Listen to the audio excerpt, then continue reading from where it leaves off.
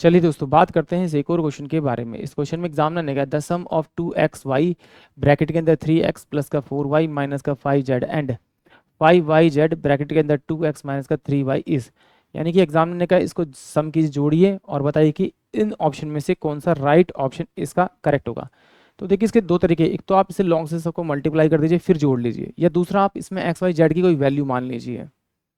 But क्या होता है जब हम वैल्यू रखते हैं तो कभी कभी एक से ज़्यादा ऑप्शंस मेरे को मैच कर जाते हैं, तो फिर मुझे वापस उसी पे आना पड़ता है या फिर मेरे को बार बार वैल्यू चेंज करनी पड़ती है, तो उसमें मुझे टाइम लग सकता है।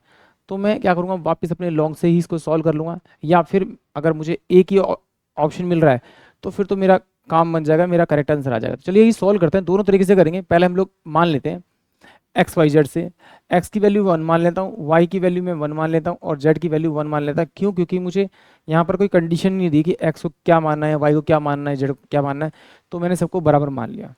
जैसे ही बराबर मानूंगा तो मेरे लिए 1 1 क्यों माना, क्योंकि मेरे लिए आसान हो जाएगा थोड़ा सा। 4 और 3 7, 7 में से 5 गए तो 2 बचेगा और 2 दूनी 4, यानी कि इसकी वैल्यू तो मेरे पास 4 आ गई।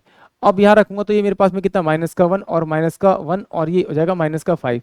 तो यानी कि इसका जो आंसर आ रहा है वो माइनस जोड़ने पे माइनस का 5 आ रहा है, सॉरी माइनस का 1 आ रहा है। अब इसी को मैं वैल्यू को यहाँ पे रखूंगा तो 6 मेरे पास में है, ये माइनस का 2 बचेगा और 15 में से 2 जाएंगे तो कितना बचेगा आपका, ये 13 बचेगा। तो ये हो ही नहीं सकता। 6 और 8 14, इसमें से एक गया तो ये -1 बन रहा है, यानी कि ऑप्शन बी इस क्वेश्चन का आंसर हो सकता है। यहाँ पे रखेंगे 6 8 14 15 और ये भी नहीं हो सकता क्योंकि -1 से बढ़ा रहा है। 6 -2 और ये 15 और 25, ये भी नहीं आ सकता, यानी कि ऑप्शन बी इस क्वेश्चन के लिए करेक्ट है। इसमें तो ये मेरा लॉजिक काम कर गया। नहीं करता था, अगर दो आंसर मिलते मैं इसको अपने वैल्यूज़ को चेंज करके ट्राई करता, नहीं तो फिर सिंपल सा तरीका तो मेरे पास है ही अपना बेसिक वाला, भाई अंदर मल्टीप्लाई कर दो तो कितना का 3 दूनी 6 एक्स का स्क्वायर वाई हो जाएगा, फिर यहाँ पर अंदर मल्टीप्लाई कर दो प्लस का 4 दूनी 8 एक्स और वाई का स्क्वायर हो जाएगा, माइनस का 5 दूनी 10 और ये 10 एक्स वाई और ये जेड मेरी वैल्यू हो जाएगी आपकी।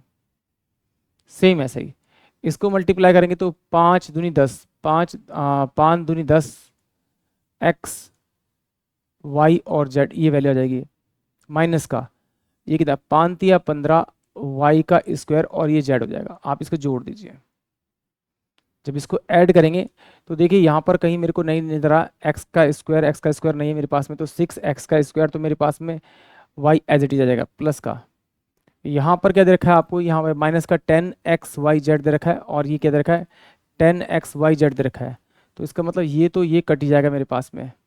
अब यहाँ पे 8 एक्स वाई का स्क्वायर बचेगा माइनस का 15 वाई स्क्वायर और जेड बचेगा, यानी कि ऑप्शन जो मेरे पास में बचेगा वो आपका 6 एक्स का स्क्वायर वाई प्लस में 8 एक्स वाई का स्क्वायर माइनस का 15 वाई एक्स वाई का स्क्वायर जेड, यानी कि ऑप्शन बी ही इस क्वेश्चन का करेक्ट होगा। आई होप आप सभी क्वेश्चन समझ में आया होगा।